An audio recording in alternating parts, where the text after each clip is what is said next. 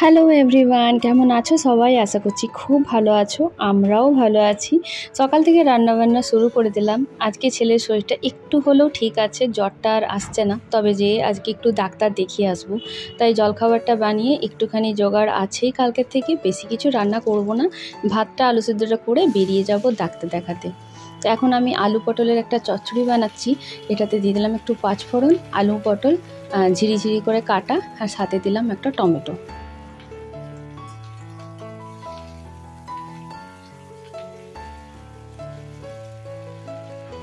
আর এই তরকারিটা কিন্তু এখন রুটি দিয়ে খাওয়ার জন্য, মানে জলখাবারের। তো দেখো এখানে একটু নুন আর হলুদ নিয়ে নিলাম।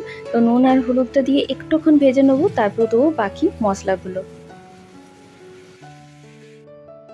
আজ সকাল থেকেই কিন্তু বেশ মেঘ করেছিল, এখন দেখছি ধূপধূপে একটা রোদ উঠেছে, আর একে দেখো রোদ পোয়াচ্ছে। তো এখন দেখো তরকারি অনেকটা সেদ্ধ হয়ে এসছে, আর এই যে টমেটোগুলো একটুখানি সেদ্ধ হয়ে গেছে না, এতে আর জল দেবো না, জানো তো, এই টমেটোর জুস দিয়েই যা তরকারিটা হবে।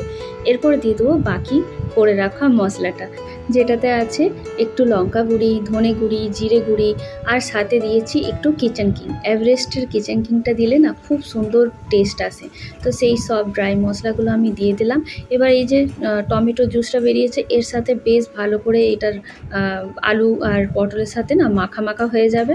তারপরে ব্যাস, এই তরকারিটা একদম রেডি।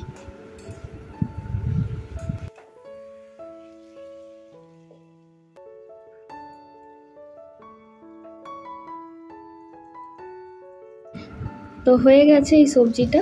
এই যে দেখো কি সুন্দর কড়া হয়ে গেছে, একদম সব ভাজাও গেছে, আর মশলাগুলো সব কিছুতে লেগেও গেছে বেশ ভালো করে। দেখেছো, পারফেক্ট সেদ্ধ হয়েছে। তো চলো এবার একটু করে খেয়ে নেওয়া যাক, আর রেডিও হয়ে যায় ছেলেকে নিয়ে যাওয়ার জন্য ডাক্তারের কাছে। আগে মাসিকে দিয়ে দিই, মাসির অনেক দেরি হয়ে যাচ্ছে। কাছ থেকে শুনি কেমন হয়েছে বলো। ও বাবা, এটা একটু বেশি হয়ে গেল না তারিফ?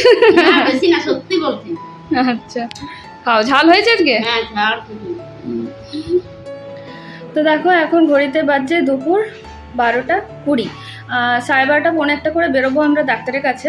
আজকেও অরিন্দম নেই, সানডে হলেও আজকেও নেই অরিন্দম, কারণ মাঝখানে অনেকটা ছুটি পেয়েছিল, সেই জন্য আজকে আবার ছুটি নেই। তো যাই হোক, সকাল থেকে দাদা করেছিল ফোন, বললো চল আজকে যাবি তো দেখাতে। হ্যাঁ আজকে দেখিয়ে নেবো, কারণ পরশু থেকে আছে ছেলের এক্সাম, আমি কোনো রিস্ক নেবো না। আজকে এমনি শরীর ঠিক আছে, একটু গায়ে হাত পায়ে ব্যথাটা আছে, উইকনেস আছে, তো দেখিয়ে নিলে কী হবে, একটু ওষুধ খেলে ঠিকঠাক হয়ে যাবে। আর বলছে গলাতে ব্যথা আছে। তো জ্বরটা তো আর আসেনি কালকের থেকেই, বমিটা রাত্রেবেলায় একবার বমি হওয়ার পর আর জ্বর আসেনি। তো আমার মনে হয় অম্বলের জন্যই হয়েছিল, তার সত্ত্বেও দেখিয়ে নিই। তো চলো এখন একটুখানি টাইম আছে, আমি ভাতটা করে আলুটা সেদ্ধ করে দিয়ে তারপরে বেরোবো। আর এই বেলাতেই যাওয়ার এটাই কারণ ওই সন্ধ্যেবেলাতে না ফের পড়ার অনেকটা লস হয়ে যাবে, কারণ সন্ধ্যেবেলাতে ডাক্তারবাবু বসেন 7:30টার পর। তো 7:30টার পর যাবো, আসবো 1:30টায়, তারপরে ও পড়বে কি, রেস্ট করতে চাইবে। যাই হোক এখন সকাল থেকে একটু পড়তে বসেছে, আজকে শরীরটা ঠিক আছে। তো চলো দেখা যাক কতক্ষণে সব কিছু হয়। দাদাকে তারপরে ডাকবো, দাদার সাথেই বেরোবো। তো এখন আপাতত একটু কাজ সামলে বেরিয়ে পড়েছি। এই যে গেটের সামনে দাঁড়িয়ে আছি, দাদা আসছে, ওই যে দাদার গাড়ি আসছে, আসলেই আমরা চেপে পড়বো, তারপরে যাব ডাক্তারের কাছে।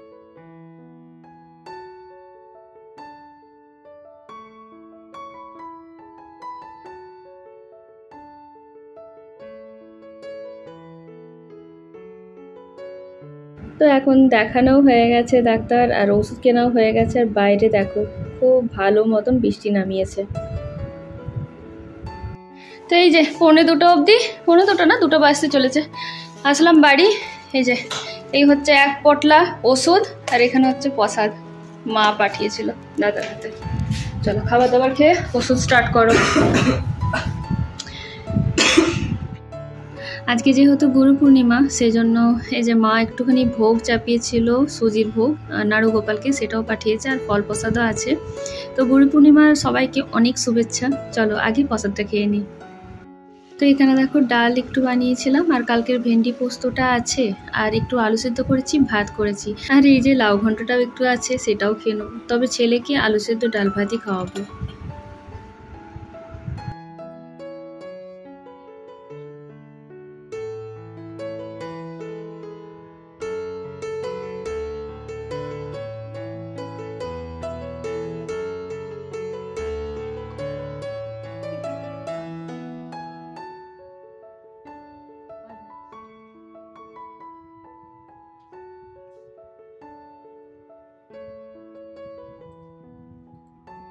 তো এখন ছেলেকে ওষুধ টষুধ দিয়ে ঘুমাতে পাঠিয়ে দিয়েছি, আর আমার এখন আছে একটুখানি এডিটিংয়ের কাজ। ভাবছি একটু মটর ভাজা খেতে খেতে সেটা করে নিই।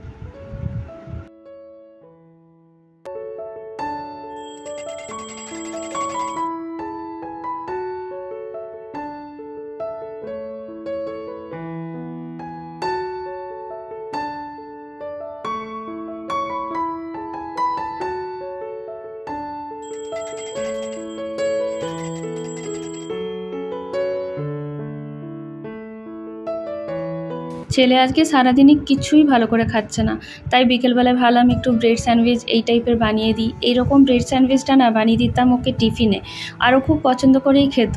তো আজকে দেখি যদি খায়। এই শরীর টরীর খারাপ হলে না আমার সারাটা দিন এইভাবে রান্না করতে করতেই পার হয়ে যায়। ভাবি এটা খাচ্ছে না তো আরেকটা কিছু বানাই, আরেকটা কিছু খাচ্ছে না তো আরও একটা কিছু বানাই। যাই হোক, দেখা যাক এখন। তো আমি এটা কেমনভাবে বানাই জানো তো, একটুখানি বাটারে জিরে ফোড়ন দিই, তাতে একটুখানি পেঁয়াজ দিয়ে দিই কেটে, একদম ছোটো ছোটো করে চপ করে নিই, তারপর ওটা কেটে দিয়ে দিই, হালকা একটু নুন দিয়ে ভেজে নিই, তারপরে দিয়ে দিই ভাজা মশলা, মানে ওই জিরে ধনে ভাজা যেটা করে রাখি সেটা দিয়ে দিই, কারণ ওটাতে একটুখানি গুপচুপের ফ্লেভার আসে তো ওর বেশ মজা লাগে খেতে। তো এখানে দিয়ে দিলাম দেখো 2 চামচ মতো ভাজা মশলা। ব্যাস, এরপরে এটাতে দিয়ে দেবো আলুটা, যেটা আগের থেকেই আমি সেদ্ধ করে রেখেছিলাম। তো ভাবলাম যে এটা দিয়েই বানিয়ে নিই। তো এটাকে বেশ ভালো করে হাতে করে আগে ম্যাশ করে নিয়েছিলাম, তারপর দিয়ে দিলাম আলুটা, একটুক্ষণ জাস্ট এটাকে ফ্রাই করে নিয়ে তারপরে ব্রেডে দিয়ে স্যান্ডউইচটা বানিয়ে দেবো।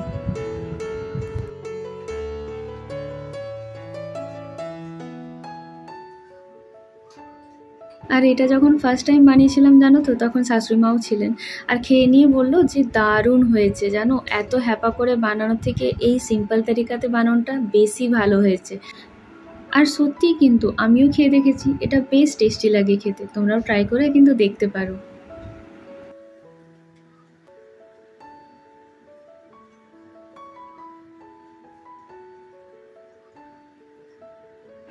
আচ্ছা, একটা জিনিস আমি ভাবি, এখন তো না হয় ফোন হয়ে গেছে, তাই আমরা কথায় কথায় মাকে ফোন করি আর জিজ্ঞেস করি, মা এটা কেমন বানাই, মা এটা হচ্ছে ওটা কেমন করে করি। তাও আমি শুধু ভাবতাম যে আগেকার দিনে তো এরকম ছিল না, চিঠি লেখা হতো, সেটার উত্তর যে কবে আসবে তার কোনো ঠিক নেই। তাহলে মারা এত সব কী করে শিখতো? মারা তো আর সবসময়তে মাদেরকে নিজের মাকে জিজ্ঞেস করতে পারতো না। ব্যাপারটা আসলে এখন বুঝতে পেরেছি। আসলে কি হয় জানো তো, যখন মেয়েরা মা হয়ে যায় তখন নিজেরাও অনেক কিছু শিখে যায়। এই যেমন ধরো, বাচ্চার ভবিষ্যতের জন্য কি ভালো, আমার জীবনে যেটাই আমি করছি সেটা কিন্তু আগে বাচ্চার জন্য ভেবে নিয়ে তারপর করতে হবে। তারপরে ধরো বাচ্চার খাওয়ার জন্য কি ভালো, বাচ্চার দেখাশোনা কেমন করে করতে হবে, বাচ্চাকে বড় কিভাবে করতে হবে, ওকে মানুষ কিভাবে করতে হবে, তাই না বলো? চলো, এইবারে এই ব্লগটা এখানেই শেষ করছি। আবার দেখা হবে একটা নেক্সট ব্লগে। কালকে হচ্ছে শ্রাবণ মাসের প্রথম সোমবার, তো কালকে সোমবারের একটা ব্লগ নিয়ে আবার হাজির হব। সবাই সুস্থ থেকো, ভালো থেকো, টাটা, বাই বাই।